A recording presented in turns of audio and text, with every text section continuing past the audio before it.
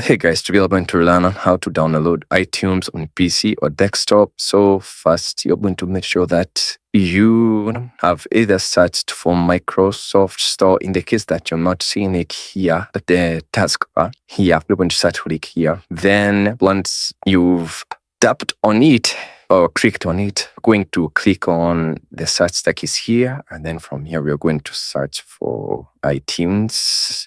And once it has finished the installing, we're going to click on open. From there, we're going to click on agree. We're going to click on yes. I'm going to click on yes again.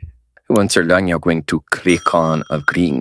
Then you're going to go to the iTunes store or sign into the iTunes store in the case you have an account with them. Listen to artists. You can basically do anything. Listen to music that are in your Apple phone, and you can also watch movies that are in your Apple phone, videos also, and also the songs that you have paid for when on the iTunes store, music. And thank you guys for watching this video. Please like, share, and subscribe, and I'll see you guys on the next video.